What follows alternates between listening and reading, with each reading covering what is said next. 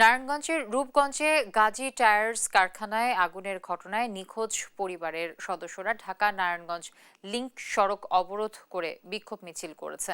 রোববার সকালে জেলা প্রশাসকের কার্যালয়ের সামনে ঘণ্টাব্যাপী সড়ক অবরোধ করে নিখোঁজ পরিবারের সদস্যরা পরে নারায়ণগঞ্জ লিংক সড়ক অবরোধ করে বিক্ষোভ মিছিল করে।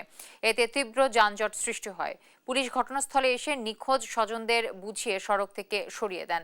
গত 25 অগস্ট রাতে রূপগঞ্জে গাজী টায়ার্স কারখানায় হামলা, লুটপাট এবং অগ্নিসংযোগের ঘটনার পর থেকে শতাধিক মানুষের সন্ধান পাওয়া যায় বলে দাবি করেন নিখোঁজের স্বজনেরা। এ ঘটনায় অতিরিক্ত জেলা ম্যাজিস্ট্রেটকে প্রধান করে 8 সদস্যের একটি তদন্ত কমিটি গঠন করা হয়। রূপগঞ্জ জিডি সহ তদন্ত চলছে বলে জানায় জেলা প্রশাসক।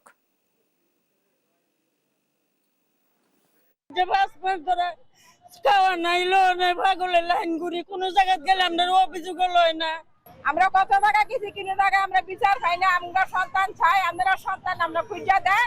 আমার স্বামী দুইটা বাচ্চা থেকে গেছে, 2-3 মাস 4 মাস ধরে কোনো সন্ধান পাওয়া যায় না। আমার সন্তান আমরা চাই, আমার দাবি আমার সন্তান দেন। আমরা আমরা জায়গায় 6 মাস ধরে কোন জায়গায় গুম করছে আমরা কিন্তু খুঁজে পাইতাছি না। কিন্তু টাকার মধ্যে বিচার পাই না, থানায় দিতে লয় না। তালিকাটা আমরা পেয়েছি।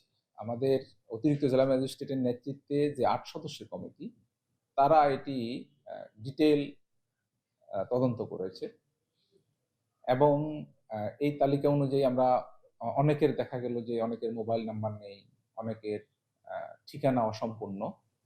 এরপরেও পুরো তালিকাটা যে যারা ক্লেম করছে যে সেখানে তারা নিখোঁজ রয়েছে, আমরা সেটি আমি পুলিশ সুপারকে দিয়েছি এবং পুলিশ তদন্ত করছে। আসলে সে ব্যাপারে আমাদের তদন্ত চলছে এবং তাদের আত্মীয় স্বজনদের সঙ্গে কথা বলা হয়েছে। সর্বশেষ কিছু কাজ বাকি রয়েছে, এরপরেই আমরা বিস্তারিত সব প্রতিবেদনটা জানাতে পারবো।